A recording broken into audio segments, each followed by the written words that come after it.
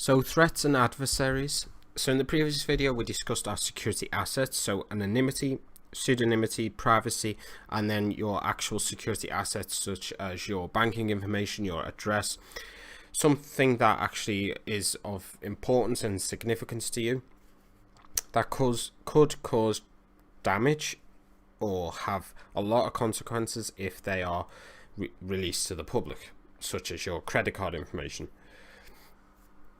So in place, you put security methods to protect these security assets.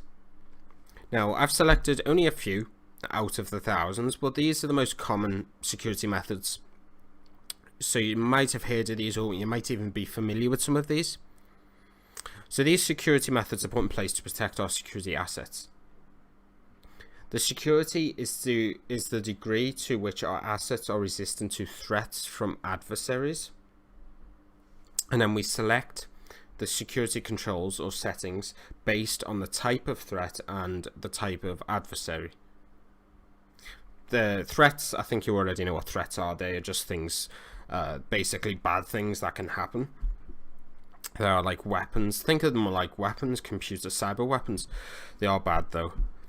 So we have some security methods here, such as two-factor authentication, 2FA. You might have heard of that if you're familiar with like forums and websites. Most websites, common websites, are implementing this now. Essentially, when you register an account with a website, they will ask you for a phone number, and every time you log in, it will send a code to your phone number via text message, and then you just have to enter that code in to log into your account.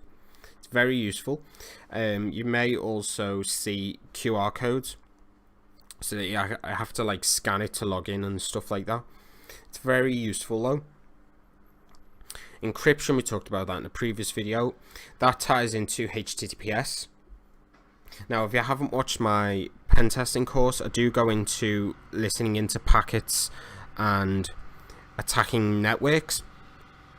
So I do go over HTTPS and why, but essentially it just encrypts the information that's going through a Wi-Fi router.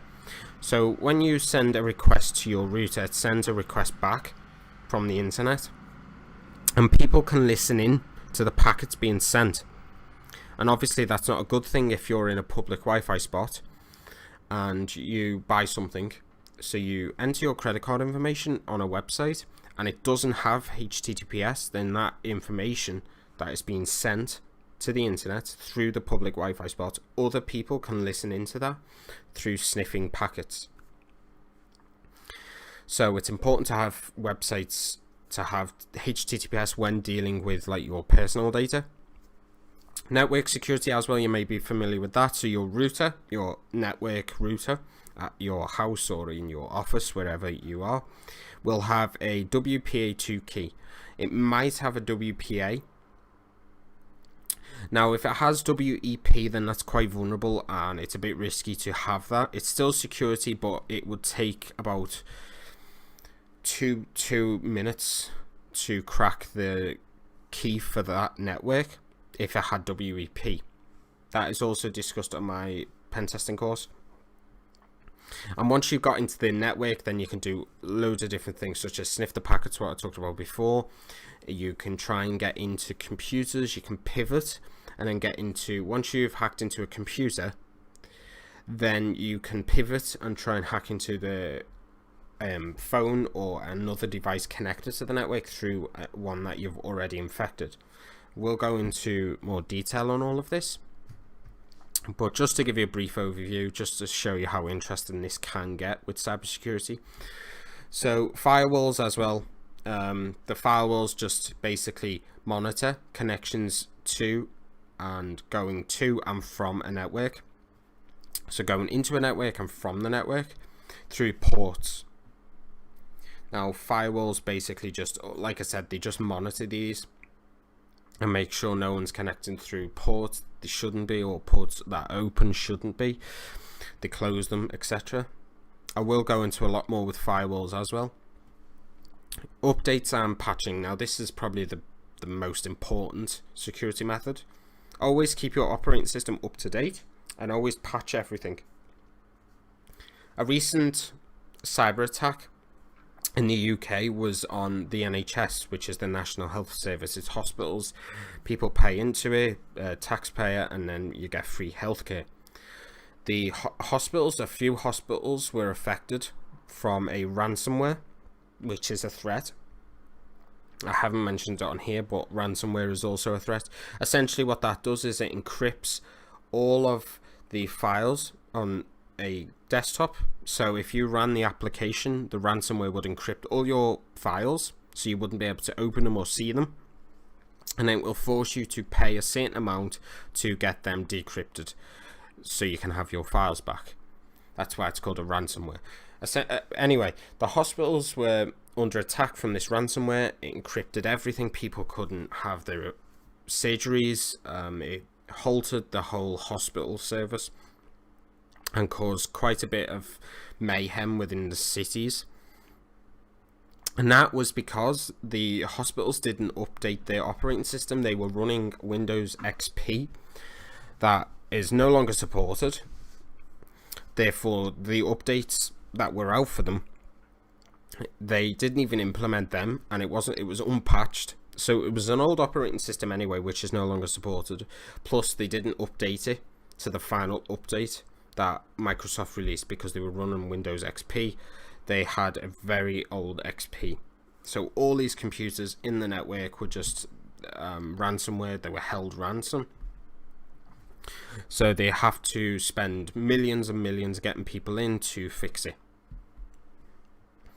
So encryption is also a threat as well as a security method through ransomwares, because they can encrypt your files and demand payment for them back. You've got your threats such as phishing, malware, viruses, worms.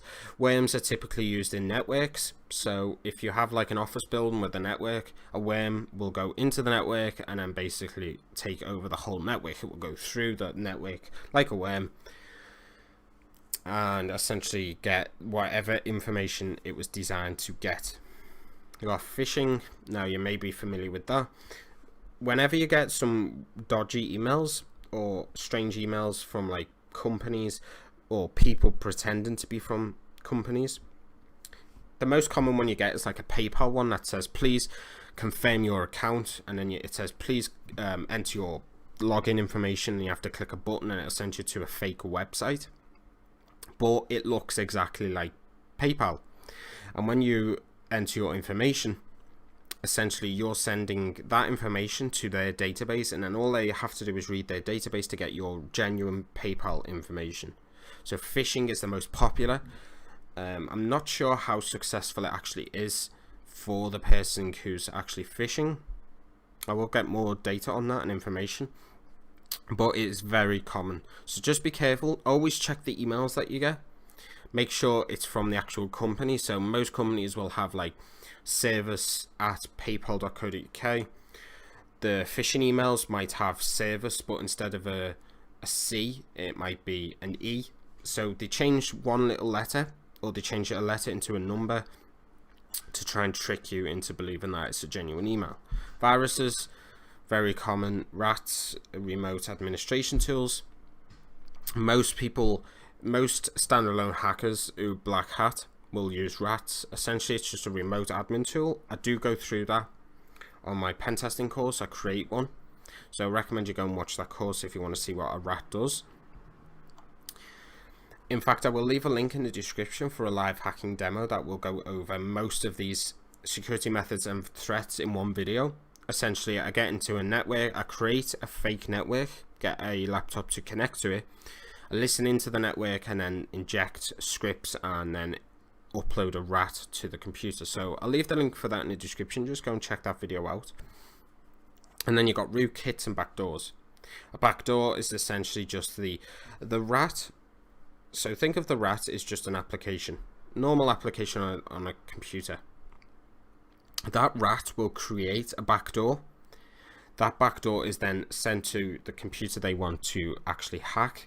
Once that person runs that application, they are basically infected, and then the rat will listen for that connection, and then the rat, the actual tool itself, the rat, will be able to manipulate the computer, get all the passwords, watch the webcam, listen to the microphone, essentially just own that computer. So remember, a backdoor is a method of gaining access to a computer. And then the adversaries, what I mentioned before, is you select the security controls and settings based on the type of threat and adversaries. So these adversaries can be anything from hackers, so just black hat, white hat, grey hat. So you might have a white hat hacker who works with the government, or they're on their own but they are good hackers, so they will basically work for companies. Companies will pay them to hack into their own system. They won't do anything like that will damage it, but they will find vulnerabilities and then the company will pay them. Then you get grey hat, which is sort of in the middle. They are good, but they also do some, I wouldn't say illegal things, but they are borderline. And then you have the black hat, which are essentially just the worst type of people. They will rob you, they will take anything they can from you through threats. So they will either use phishing, malware, viruses, anything. They can take down companies, similar to what the ransomware happened to the NHS. Them black hat hackers used it to steal or demand money to be able to use the computers again or get your files back. LE is law enforcement. So just the police, the governments, etc. They all link together. The law enforcement, governments. The governments like the Secret Service. In the UK, it's the MI6, GCHQ, MI5. And then you got crackers. Now, there's many others, so these are not just what's on here. There's thousands of different security methods, loads of different threats, and loads of different adversaries. I've just picked the most common ones. And lastly, on adversaries, crackers are essentially just people that will crack your software. So if you're a software development company and you sell software to businesses and people, if you think of WinRAR, so you might be familiar with that. When you download that, you have to pay for it. So it says like you've got a 40-day trial. I know it's infinite. I think it's a 40-day trial, but it never ends. So it's like an infinite trial. Anyway, when you purchase a product like software, you typically have to have a key, like a license key that's sent to your email, and then you enter that. Now, crackers will try and find a way to crack that and then allow anyone to just use the application without needing a key. So they crack into the application, remove that verification with the key. So basically, I'm trying to think of a better way to explain it. It's like a game. So if you think of a game and you need, every time someone buys it, you get a random purchase key. They will remove that purchase key check from the code itself, so other people can actually use it. So a company might produce 1,000 product keys, so they'll typically sell like 1,000 software applications, but they might end up having 10,000 people use it because they've been cracked. So that's quite a bad thing as well. Businesses lose quite a lot of money from that. To see actual examples of crackers, you can go to like Pirate Bay, which is a copyright. It's basically a torrent website. People upload their applications, movies, etc. If you go onto the website now, it's not illegal to go onto it. Just don't download anything from it. Essentially, all you can do is you can type VPN cracked, or a game. Just type a game and then cracked after it, or you can literally type any application or modern software, and there'll be thousands of different cracks for it. The most typical one is Photoshop, so people have cracked Photoshop. But anyway, I think you get the idea with crackers. So lastly is just risk. Risk, you might see this if you study cybersecurity. Risk is equal to the vulnerabilities times the amount of threats times by the damage or the consequences caused by the vulnerabilities and threats. So if you think of the rat, or even the phishing, no, the rat is probably a better example. Now they might use, so a certain type of adversary, so let's say a hacker, a standalone hacker, uses a rat, and you've got a business with loads of computers, an office, and they might use the update / patching of OS. Now, your operating systems might not be updated and unpatched, and then they might use that to gain access to your security assets. So that's why a security method is to keep things patched and updated. If you have a weak security, network security, so WEP, a cracker, or even like law enforcement could use that to get into your network. There's things with privacy, and when I said law enforcement, I know they're meant to be good people, but there is a few stories and privacy issues with governments listening in.